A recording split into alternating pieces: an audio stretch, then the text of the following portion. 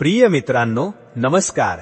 आज मी तुम्हाला एक खूपच रंजक आणि बोधप्रद गोष्ट सांगणार आहे। ही गोष्ट आहे एका आळशी ब्राह्मणाची आणि त्याच्या आयुष्याला कलाटणी देणाऱ्या एका दिव्य वरदानाची।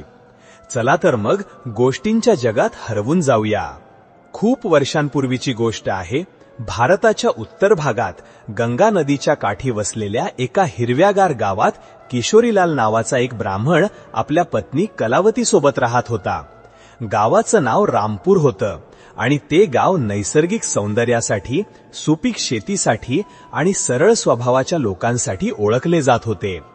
किशोरीलालचं वय अंदाजे 40 वर्ष होतं आणि त्याच्या कुटुंबाला गावात आदराने पाहिलं जायचं, कारण त्याचे पूर्वज मोठे ज्ञानी आणि कर्मठ ब्राह्मण होते। पण किशोरीलाल आपल्या पूर्वजांच्या अगदी विरुद्ध होता। तो स्वभावाने अत्यंत आळशी होता। त्याचा आळस इतका होता की तो आपली रोजची कामं करायलाही टाळाटाळ करायचा। किशोरीलालची दिनचर्या खूपच मर्यादित होती। तो सकाळी उठायचा, आंघोळ करायचा आणि मग थेट गावाच्या टोकाला असलेल्या प्राचीन शिवमंदिराकडे जायचा। तो भगवान शंकराचा निस्सीम भक्त होता, यात काहीच शंका नव्हती। त्याच्या भक्तीत एक विलक्षण ओढ होती। तो तासांतास मंदिरात बसून शिवजींची पूजा करायचा, शिवलिंगावर पाणी, बेलपत्र आणि फुलं वाहायचा आणि मग डोळे मिटून ओम नमः शिवाय मंत्राचा जप करत बसायचा। त्याच्या आवाजात एक गोडवा होता आणि त्याची भक्ती खरी होती। सकाळ आणि संध्याकाळ दोन्ही वेळी त्याचा हा नियम कधीच तुटला नाही, मग वादळ येवो वा पाऊस। गावकरीही त्याच्या भक्तीची प्रशंसा करायचे। पण या भक्तीच्या नाण्याला एक दुसरी बाजूही होती आणि ती होती त्याचा कमालीचा आळस। पूजा आणि जप या दोन कामांव्यतिरिक्त किशोरीलाल तिसरं कोणतंच काम करत नसे। बाकी पूर्ण दिवस तो आपल्या घराच्या अंगणात पडलेल्या एका जुन्या खाटेला पसरलेला असायचा। त्याची पत्नी कलावती एक खूप सुशील आणि कष्टाळू स्त्री होती। ती घरातली सगळी कामं एकटीच करायची। सकाळी लवकर उठून जातं दळणे, गाईचं दूध काढणे, लोणी काढणे, घराची साफसफाई करणे, जेवण बनवणे आणि मग शेताची काळजी घ्यायला जाणे हा तिच्या दिनचर्येचा भाग होता। यामुळेच किशोरीलाल आणि कलावती यांच्यात नेहमीच भांडणं आणि वाद व्हायचे। कलावती त्याला समजावून थकली होती, पण किशोरीलालवर कशाचाच परिणाम होत नव्हता। तो नेहमी एकच उत्तर द्यायचा, कलावती, तू काळजी का करतेस? मी भोलेनाथाचं नाव घेतो, तोच आपलं सगळं बघेल। भक्ती हेच सर्वात मोठं कर्म आहे। एके दिवशीची गोष्ट आहे। सकाळची वेळ होती। सूर्याची पहिली किरणं जमिनीवर पडत होती आणि पक्षी किलबिलाट करत होते। कलावतीने सकाळची सगळी कामं आटोपली होती आणि आता ती किशोरीलालला उठवायला आली, जो अजूनही खाटेवर घोरत पडला होता। कलावतीने त्याच्याजवळ जाऊन हळूच म्हटले, अहो ऐकलं का? उठा आता, आज लवकर जेवून शेतावर जा। आपल्या गव्हाचं पीक कापणीला आलं आहे, आज ते कापावंच लागेल। जर आज नाही कापलं तर सगळ्या मेहनतीवर पाणी फिरेल। आणि हो, शेतातून परत येताना बाजारातून मोहरीची भाजी पण घेऊन या। घरात भाजीला काहीच उरलेलं नाही। येताना विसरू नका, नाहीतर लक्षात ठेवा, आज रात्री जेवण मिळणार नाही। मी आधीच स्पष्ट सांगून ठेवतेय। बायको असं बोलत असतानाच किशोरीलालने डोळे न उघडताच कूस बदलली आणि तिच्या बोलण्याकडे जसं काही ऐकलंच नाही असं दुर्लक्ष केलं। तो पुन्हा आपली झोप पूर्ण करण्याच्या प्रयत्नात लागला। कलावतीचं मन दुःखी झालं। ती निराश होऊन स्वयंपाकघरात निघून गेली। तिकडे दूर कैलास पर्वतावर आपल्या भव्य आसनावर बसलेले भगवान शंकर ध्यानात मग्न होते। त्यांच्या जवळच बसलेल्या माता पार्वतीच्या चेहऱ्यावर चिंतेच्या रेषा होत्या। त्या आपले पती भगवान शंकरांना काळजीपूर्वक पाहत होत्या। जेव्हा भगवान शंकरांनी आपले डोळे उघडले तेव्हा माता पार्वतीने त्यांना म्हटले, हे प्रभू, हे त्रिलोकीनाथ, हा तुमचा कसा भक्त आहे? मी रामपूर गावातल्या त्या ब्राह्मण किशोरीलाल बद्दल बोलत आहे। असं काय कारण आहे की तो तुमची भक्ती तर इतक्या श्रद्धेने करतो, पण आपल्या वाटणीचं कोणतंही कर्म, कोणतंही काम करत नाही? तो पूर्णपणे आळशी झाला आहे आणि त्याची पत्नी कलावती त्याच्या या स्वभावामुळे खूप दुःखी आहे। तुम्ही तर त्याला मार्गदर्शन करायला हवं, त्याला योग्य मार्ग दाखवायला हवा। तो जन्माने ब्राह्मण तर आहे, पण त्याचा हा आळशी स्वभाव त्याच्या कुळालाही शोभणारा नाही। भगवान शंकर मंद हसले। त्यांच्या डोळ्यात एक गूढ चमक होती। त्यांनी माता पार्वतीकडे पाहून म्हणाले, हे गौरी, तू खरं बोलत आहेस। किशोरीलाल माझा भक्त आहे आणि त्याच्या भक्तीत कोणतीही उणीव नाही. त्याला त्याच्या पूर्वजन्मीच्या काही संस्कारांमुळे हा आळशी स्वभाव मिळाला आहे. पण प्रत्येक गोष्टीची एक योग्य वेळ असते. मी त्याची परीक्षा घेत आहे. योग्य वेळ आल्यावर मी त्याला नक्कीच योग्य शिकवण देईन, जी त्याला कर्माचं महत्त्व समजावून सांगेल. तू उगाच काळजी करू नकोस. भगवान शंकरांचं बोलणं ऐकून माता पार्वती शांत झाल्या, पण त्यांची नजर अजूनही पृथ्वीवर वसलेल्या त्या छोट्याशा गावावरच खेळलेली होती. इकडे गावात कलावती पुन्हा किशोरीलाल जवळ आली. यावेळी तिच्या आवाजात थोडा अधिक कडवटपणा होता. अहो, उठताय की नाही? दुपार व्हायला आली. लवकर करा आणि शेतात जा. आज पीक कापायला जायचंच आहे. शेतात पीक खूप मोठं आणि दाट झालं आहे. जर आज पीक कापलं नाही तर रात्री जंगली जनावरं ते खाऊन टाकतील किंवा एखादा चोरच ते कापून घेऊन जाईल. आपली वर्षभराची मेहनत वाया जाईल. माझं बोलणं ऐकताय की नाही? हे भोलेनाथ, कोणास ठाऊक यांचा हा आळस कधी संपणार. मी तर यांना कंटाळले आहे, पूर्णपणे वैतागले आहे. कलावती सतत बोलत होती, पण किशोरीलालला जणू काही फरकच पडत नव्हता. तो शांतपणे अंथरुणावर दगडाची मूर्ती बनून पडून होता. जेव्हा कलावतीने पाहिलं की तिच्या बोलण्याचा काहीच परिणाम होत नाहीये, तेव्हा तिच्या संयमाचा बांध फुटला. ती रागाने पाय आपटत स्वयंपाकघरात जाते आणि तिथून पाण्याने भरलेली एक अख्खी बादली उचलून आणते. मग एक क्षणही विचार न करता ती पूर्ण बादली पाणी झोपलेल्या किशोरीलालच्या अंगावर ओतते. थंड पाणी अंगावर पडताच किशोरीलाल गडबडून उठून बसला. त्याला काय झालं हेच कळलं नाही. जेव्हा त्याने आपल्या बायकोला हातात रिकामी बादली घेऊन रागाने बघताना पाहिलं, तेव्हा तोही संतापला. मग दोघांमध्ये खूप वादावादी झाली. किशोरीलाल आपल्या अपमानाने संतापला होता. तो रागाने घरातून निघून थेट भोलेनाथाच्या मंदिराकडे जातो. संगीत. मंदिरात पोहोचून तो भगवान शंकराच्या मूर्तीसमोर उभा राहिला. त्याचा चेहरा राग आणि अपमानाने लाल झाला होता. तो मोठ्या आवाजात शंकराला म्हणू लागला, हे भोलेनाथ, हे माझ्या प्रभू, हाच का माझ्या भक्तीचा मोबदला? मी सकाळ संध्याकाळ तुमची पूजा करतो, तुमचं नाव जपतो, पण माझ्याच घरात माझा अपमान होतो. जर मी तुमची भक्ती खऱ्या मनाने आणि पूर्ण श्रद्धेने केली असेल तर आज तुम्हाला मला त्याचं फळ द्यावंच लागेल. मला वरदान द्या प्रभू. मला असं वरदान द्या की मला कोणासमोर झुकावं लागणार नाही. असं बोलून किशोरीलाल लहान मुलांसारखा ढसाढसा रडू लागतो. त्याचं रडणं आणि त्याच्या भक्तीची हाक कैलासपर्यंत पोहोचली. त्याची भक्ती आणि त्याच्या मनातील भाव पाहून भोलेनाथ स्वतःला रोखू शकले नाहीत. मंदिरात एक दिव्य प्रकाश पसरला आणि स्वतः भगवान शंकर किशोरीलाल समोर प्रकट झाले. किशोरीलालने आपल्या दैवताला समोर पाहताच तो त्यांच्या चरणांवर कोसळला.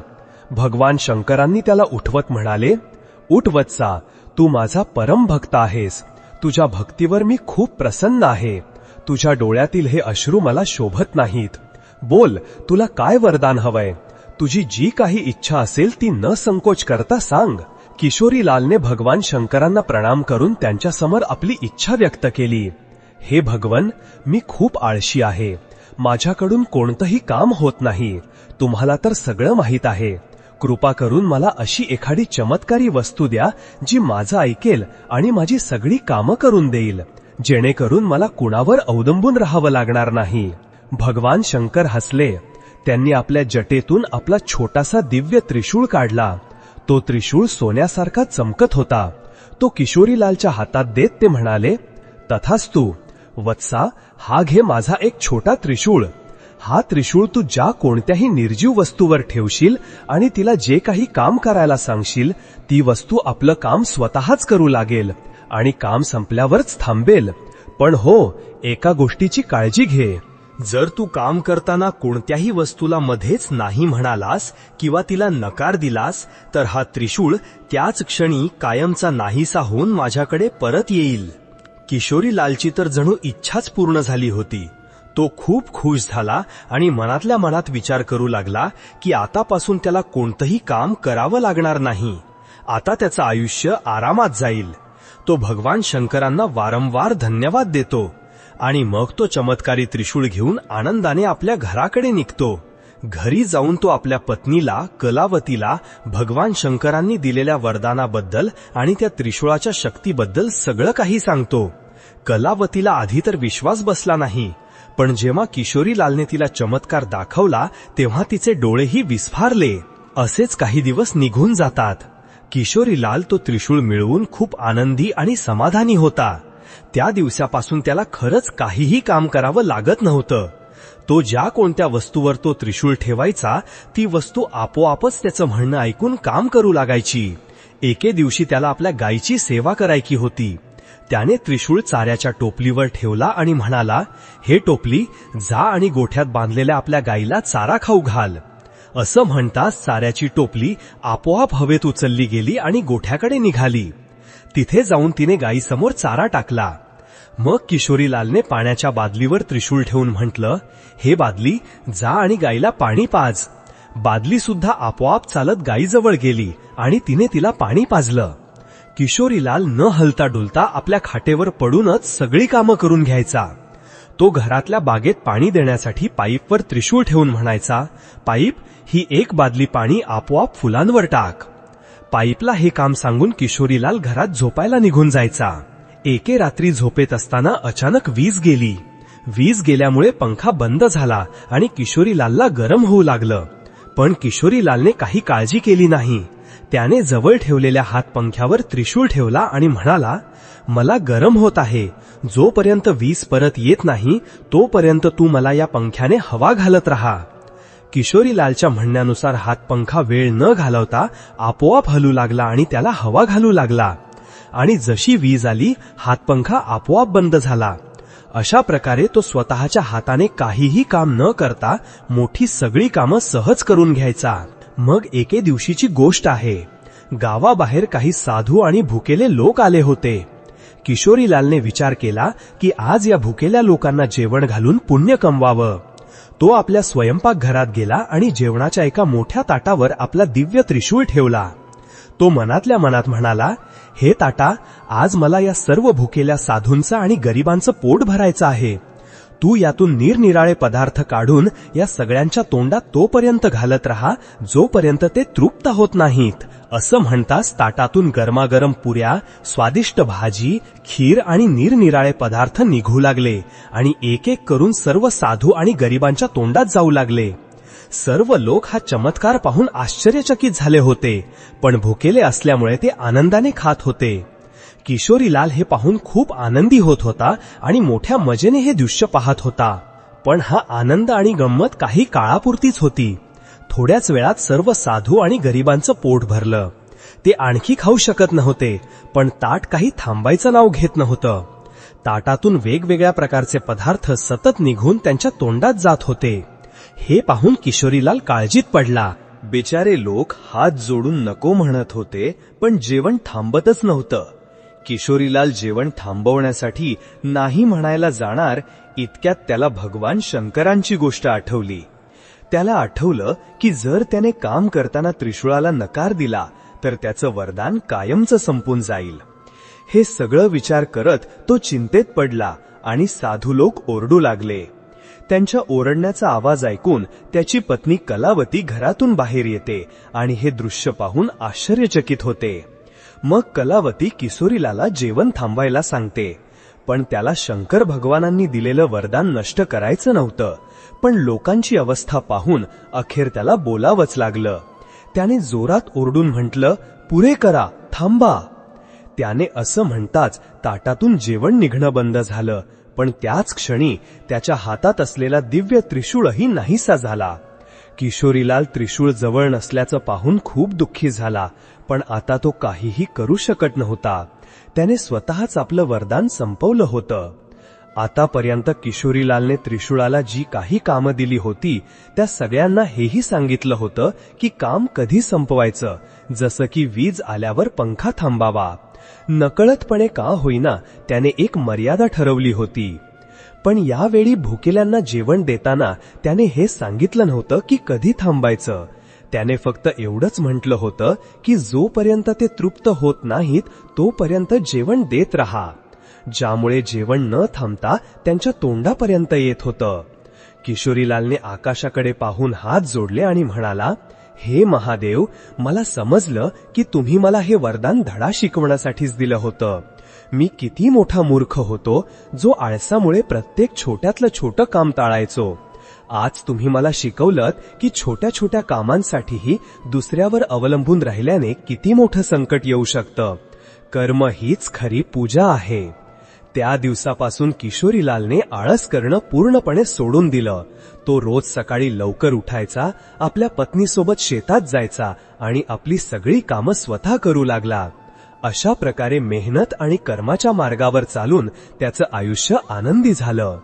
मित्रांनो, तुम्हाला ही गोष्ट कशी वाटली कमेंट करून नक्की सांगा. अशा आणखी गोष्टी ऐकण्यासाठी लाईक आणि शेअर नक्की करा. धन्यवाद.